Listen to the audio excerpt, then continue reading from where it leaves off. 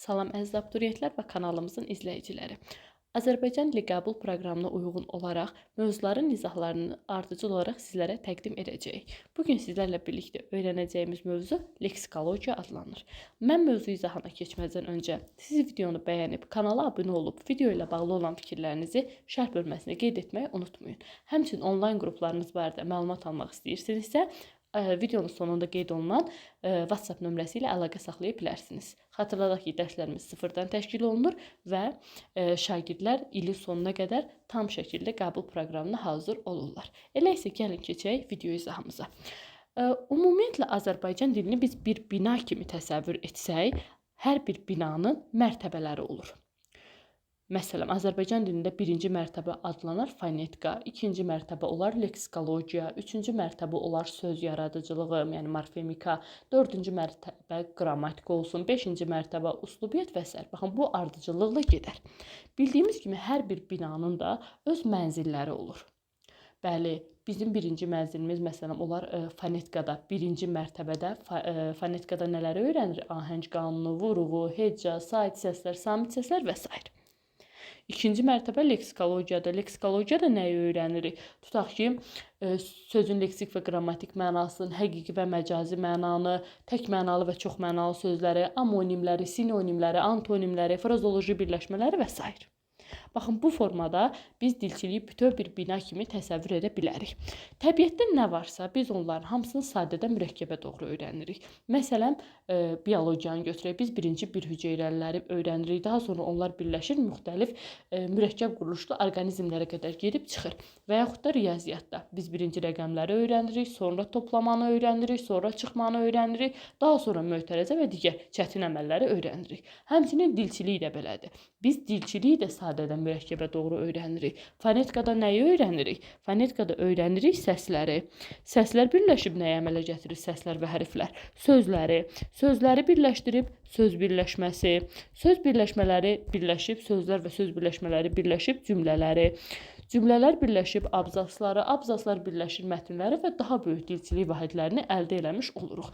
Ümumiyyətlə, baxın, bu söz ki var, söz dilin ən əsas vahididir. Dildəki sözlər ki var, dildəki bütün sözlər hamısı birlikdə onun lüğət tərkibini təşkil edir. Dildəki sözlərin hamısı birlikdə onun nəyini təşkil edir? Lüğət tərkibini təşkil edir. Və yaxud da biz dilin lüğət tərkibini dilin leksikası da deyirik. Dilin leksikası. Baxın, dilin lüğət tərkibini, dilin leksikasını öyrənən dilçilik elminin bölməsinə isə leksikologiya deyirik. Leksikologiya bir çox dilçilik terminləri kimi alınma bir termindir. Lexikos söz deməkdir, Yunancadan götürülüb, logos isə elm deməkdir. Baxın, lexikos söz, logos isə elm deməkdir. Yəni, dolayı yolla leksikologiya söz haqqında bir elmdir, sözü öyrənən bir elmdir. Aha, deməli, sözün də mənası olur. Sözün neçə cür mənası olur? 2 cür mənası olur. Hansı məna? Bir sözün leksik mənası, 2 sözün qrammatik mənası. Sözün leksik mənası dedikdə, biz sözü dediyimiz zaman ağlımıza gələn o, belə deyək, gözümüzün qarşısında canlandırdığımız xüsusiyyətlər həmin sözün leksik mənasıdır. Yəni, sözün məzmunu onun leksik mənasıdır. Qələm dediyimiz zaman hamımızın gözünün qabağına yazı yazmaq üçün istifadə etdiyimiz bir alət gəlir. Deməli, bu nədir? Qələm sözünün leksik mənasıdır. Yəni, qələm sözünün məzmunudur. Leksik mənanı izah edən zaman, belə deyək də, əşyanın əlamət və keyfiyyətin, miqdarın, hərəkətin və istiqamətin və s. kimi xüsusiyyətlərin biz nəzərə alırıq. Sözün leksik mənası öz əksini tapır leksik lüğətlərdə. Biz leksik lüğətlər deyirik və həmçinin leksik lüğətlərin digər adı izahlı lüğətlər adlanır. Yeri gəlmişkən, izahın bu yerində qeyd edək ki, bir var leksikologiya, bir də var leksikografiya. Deməli, leksikologiya dilçiliyin sözün məzmununu öyrənən bir bölməsidir. Leksikografiya isə lüğətçiliyi öyrənən dilçilik elminin bir bölməsidir. Və həmçinin leksikograf anlayışı var. Bu da lüğətçiliklə məşğul olan şəxsə deyilir. Yəni, leksikologiya və leksikografiya anlayışlarını bir-birinə qarışdırmayın. MHM-in özündə bununla bağlı olan testlərə biz rast gəlirik. Amma ola bilsin ki, imtahanlarda da qarşımıza çıxmış ola bilər. Və yaxud da əlavə məlumat olaraq yadda saxlaya bilərsiniz. Sözün leksik mənasını biz müxtəlif yollarla izah edə bilərik. Məsələn, birinci yol nədir? Bayaq dediyim sözün məzmununu izah eləməklə.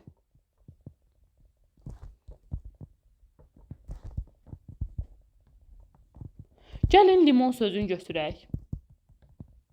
Limon sözünün məzmununu izah eləməklə limon sözünün leksik mənasını izah eləyək. Limon nədir? Sarı rəngli, yumru, turş məzə, meyvə. Baxın, bu xüsusiyyətlər, yəni məzmunun açmaqla biz limon sözünün birinci qaydaya uyğun olaraq izahını vermiş olduq. İkinci qaydamız nədən ibarətdir? Sözə yaxın mənalı söz seçmək.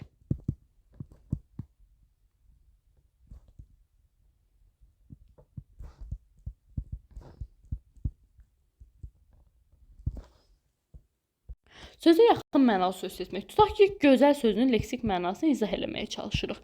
Gözəl sözünün sinonimlərinə də göyçək məsələn. Qəşəng. Baxın, mən gözəl sözün leksik mənasını ona yaxın mənalı söz seçməklə izah elədim.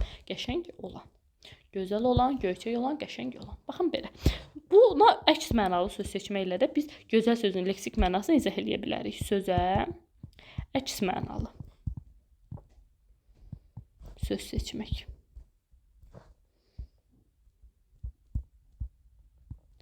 Məsələn, gözəl sözünə əks mənalı söz seçməklə gəlin onun leksik mənasını izah eləyək. Məsələn, gözəl sözünün antonimi nədir? Çirkin. Gözəl sözünün leksik mənası çirkin olmayan mənasını ifadə etmiş olur. Həmçinin mən dördüncü qayda olaraq, belə deyək də, düzəltmə və mürəkkəb sözləri tərkib hissələrinə bölərək onların leksik mənalarını izah edə bilərəm.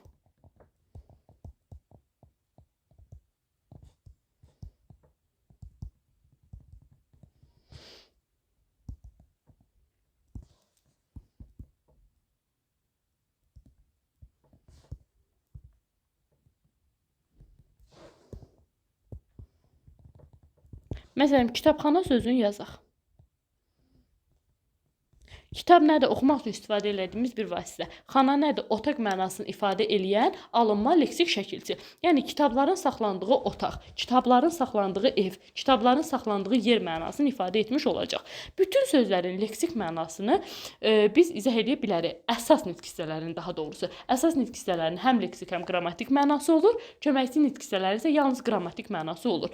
Əsas nitq hissələrinə aid olan bütün sözlərin leksik mənalarını izah eləmək mümkündür. Amma bütün bu yollarla izah eləmək mümkün deyil. Bəli, biz dilimizdə bütün əsas nitq hissələrinin leksik mənasını birinci yolla izah eləyə bilərik. Burada heç bir problem yoxdur.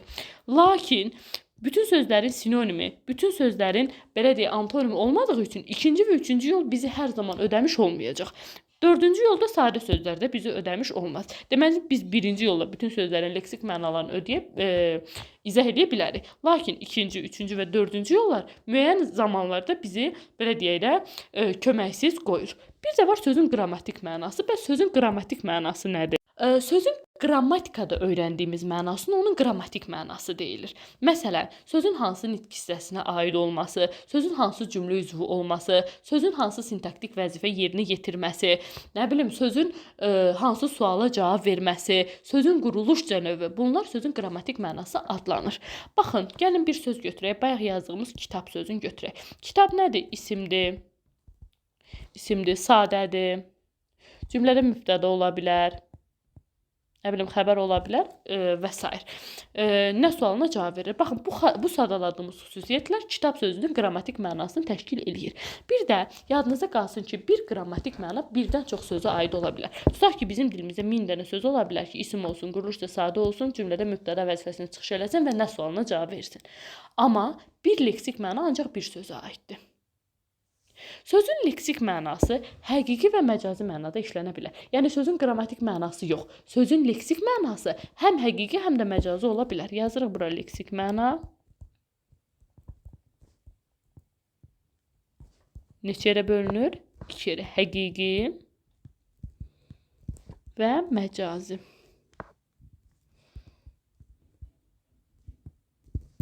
Baxın belə. Həqiqi məna nədir? Sözün ilkin mənası, sözün əsas mənası onun həqiqi mənasıdır. Biz həqiqi mənanın digər adı ilə ona dominant mənada deyirik. Aha, məsələn, gəlin qızıl sözünün leksik mənasını izah eləyək. Qızıl. Qızıl nədir? Sarı rəngdə olan, əsasən sarı rəngdə olan qiymətli, metaldır, düzdür? Məsələn, deyirəm ki, qızıl üzük. Buradakı üzük, yəni qızıldan ola bilər də. Qızıl üzük sarı rəngli olur, qızıl üzüyün qiyməti baha olur, qızıl üzük metaldan olur. Deməli, buradakı qızıl sözü nədir? Həqiqi mənadadır. Bəli, biz bənzətmə, oxşatma vasitəsilə sözü məcaziləşdirə bilərik. Bu ən çox ədəbiyyatda və bədii üslubda istifadə olunan bir məsələdir. Gəlin yazıram qızıl payız. Və yaxud da qızıl ürək. Baxın belə. Deməli, qızıl sözü özünə aid olan 3 xüsusiyyətin 3-ünü də birdə ödəyib. Gəlin görək payı sözündə ödəyirmi? Qızıl payı sarı rəngdə olur. Amma nə qiymətlidir, nə metaldır. Qızıl ürək sarı rəngdə olmur. Nə də metal olmur, amma qiymətlidir. Deməli, söz özünə aid olan leksik xüsusiyyətlərdən birini və bir neçəsini itirdiyi təqdirdə və həmçinin bənzətmə oxşatma vasitəsilə məcaziləşir. Baxın belə. Bütün sözlər məcazi mənada işlənə bilərmi? Xeyr. Bütün sözlər məcazi mənada işlənə bilməz. Bəzi sözlər var ki, biz onları həm həqiqi, həm də məcazi mənada başa düşə bilərik. Bu normal bir məsələdir. Məsələn, deyirəm ki, yüngül adam və yaxud da ağır adam. Bir ola bilər ki, adamın çəkisi yüngül olsun, bir də ola bilər ki, xasiyyəti yüngül olsun. Və yaxud da ağır adamda da eyni məsələ. Yağlı tikə də bura aid ola bilər. Məsələn, bir var ki, deyirsən ki, əlimə yaxşı fürsət düşüb, yağlı tikədir. Bir də ola bilər ki, həqiqətən siz çörəyin bir parçasının üzərinə yağ sürtəsiz, o ola yağlı tikə. Yadınızda qalsın, bayaq da dediyim kimi, bütün sözlər məcazi mənada işlənmir. Hansı sözlər həqiqi məna ilə yanaşı bir neçə məcazi mənada işlənə bilirsə, deməli bu sözlər adlanır çox mənalı sözlər. Dilçilikdə, yəni leksikologiyada sözlərin bölündüyü ikinci bir kateqoriya adlanır tək mənalılıq və çox mənalılıq. Deməli, tək mənalılıq haqqında danışaq. Nədir təkmənalılıq? Təkmənalılıq terminin adı monosemantikada adlanır. Mono bir deməkdir, semantikada məna deməkdir. Yəni bir mənalılıq mənasını ifadə edir. Əgər bir söz yalnız həqiqi mənada işlənirsə, onu məcaziləşdirmə mümkün deyilsə, deməli həmin söz təkmənalıdır. Məsələn, tutaq ki, deyirəm ki, dənizçi sözün. Və yaxud da deyirəm ki, səkkiz sözün. Baxın, bu sözləri siz öz leksik mənalarına başqa heç bir, yəni ikinci bir məcazi leksik mənada işlədə bilməzsiniz. Deməli, bu sözlər tək mənalıdır. Bir də var çox mənalılıq.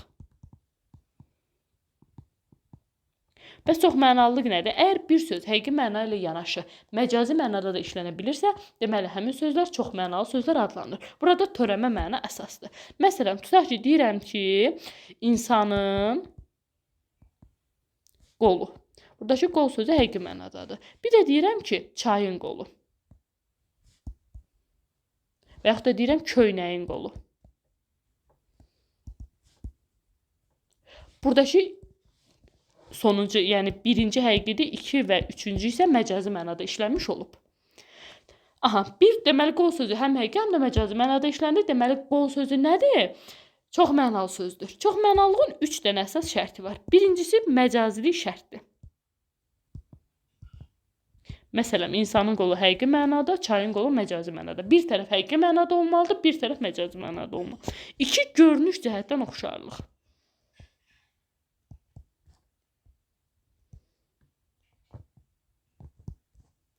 Aha. Görünüş cəhətdən oxşar. Tutaq ki, insan çəkək. Bu da bunun qolları olsun. Görürsünüz? Bir dənə də çay çəkək. Bu da bunun qolları olsun. İnsan eyni ilə görünüş cəhətdən görürsünüzmü? Bir-birinə bənzəyir.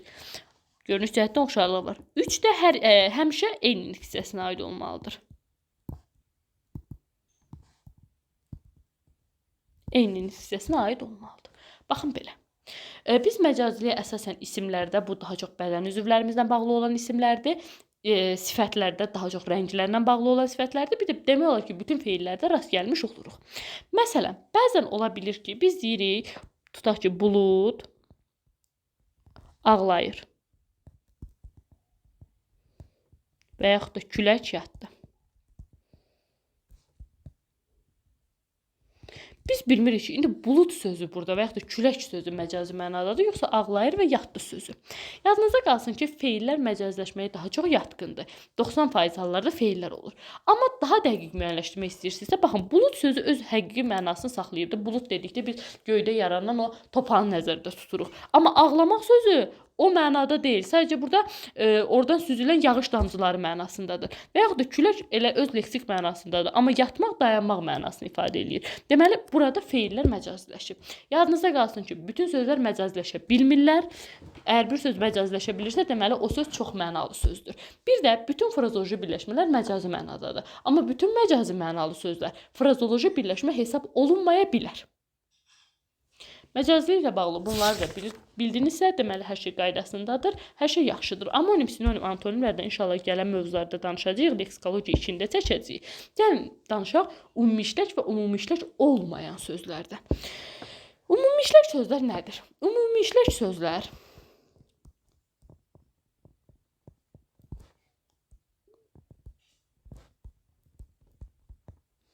Ümumiişlək sözlər nədir? Ümumiişlək sözlər odur ki, yəni biz o sözü işlətdiyimiz təqdirdə çoban da bilir biz nə demək istəyirik, alim də bilir biz nə demək istəyirik, nə bilim, maşın təmirçisi də bilir ki, biz nə demək istəyirik. Hamı tərəfindən başa düşülən sözlərə deyirlər ümumiişlək sözlər.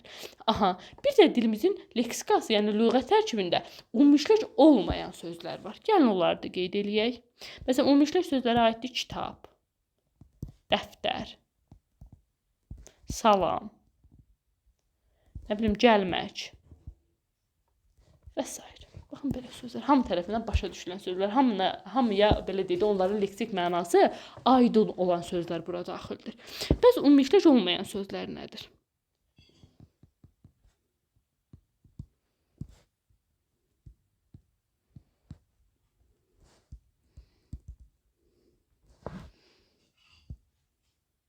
Ümumiişlək olmayan sözlər bir neçə qrupa bölünür. Məsələn, bunlardan biri terminlərdir. İkincisi, dialektlərdir. Üçüncüsü, neologizmlərdir, yəni yeni sözlərdir.